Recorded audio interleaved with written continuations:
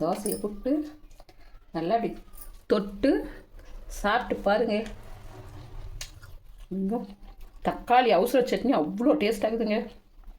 ஒரு 5 நிமிஷம் இருந்தால் போதுங்க. இதுக்கு நல்லா நம்ம இந்த சட்னி செஞ்சு திருப்தியாக சாப்பிட்லாம். இந்த சட்னி எப்படி செய்யறதுன்னு வீடியோக்குள்ளே போகிறதுக்கு முன்னாடி சேனலில் முதல் முறையாக பார்க்குறவங்களா இருந்தால் சப்ஸ்கிரைப் பண்ணிங்க, கீழே இருக்கிற பெல் பட்டன் அழுத்திங்க. அப்போ தான் நான் போடுற வீடியோ எல்லாம் உங்களுக்கு உடனே வரும். வாங்க நம்ம வீடியோக்குள்ளே போகலாம். அவசரத்துக்கு நம்ம தக்காளி சட்னி அரைக்க போகிறோம்.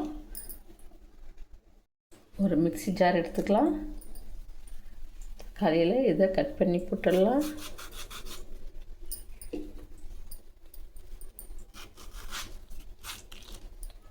இது புளிப்பு இல்லாத தக்காளி. நீங்கள் புளிப்பு தக்காளி எடுத்துக்கிட்டிங்கன்னா ஒரு 4 தக்காளி போட்டுங்க. நம்ம புளிப்பு இல்லைன்னு ஒரு 5 தக்காளி எடுத்துக்கிறோம்.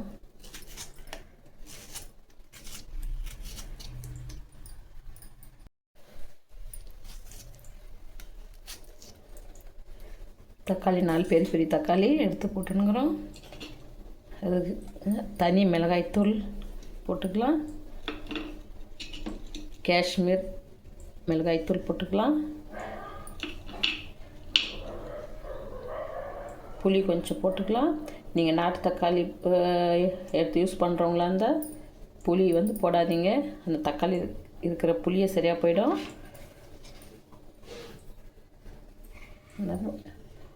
தேவைக்கேற்ற உப்பு சேர்த்துக்கலாம். இதை நல்லா பேஸ்ட் மாதிரி அரைச்சிட்டு வந்துடலாம்.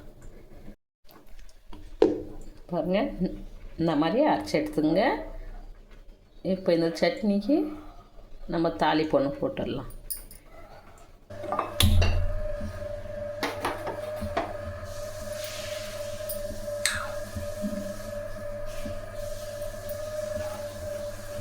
நல்லெண்ணெய் சேர்த்துக்கலாம்.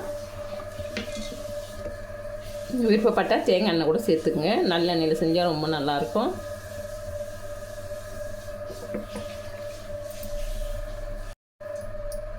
எண்ணெய் காஞ்சிடுச்சு. கடுகு போட்டுக்கலாம். கொஞ்சமாக உளுத்தம் பருப்பு,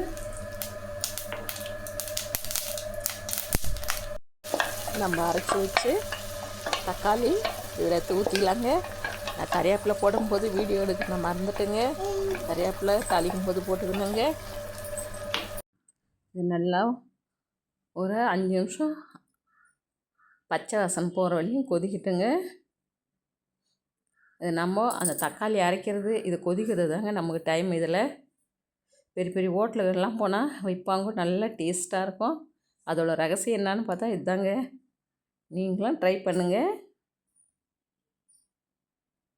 ஓப்பன் பண்ணி பார்க்கலாங்க.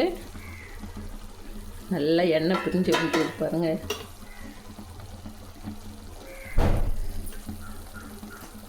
இந்த டைமில் கொஞ்சமாக வெல்லம் போட்டுக்கலாம்.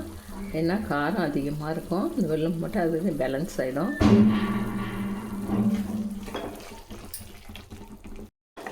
சட்னி ரெடி ஆயிடுச்சுங்க. எவ்வளோ கொஞ்சம் நேரத்தில் இந்த சட்னி ரெடி பண்ணிட்டோம் பாருங்கள். நம்ம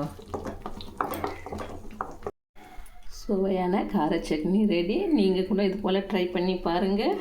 ஒரு 5 நிமிஷம் இருந்தால் போதுங்க இதுக்கு.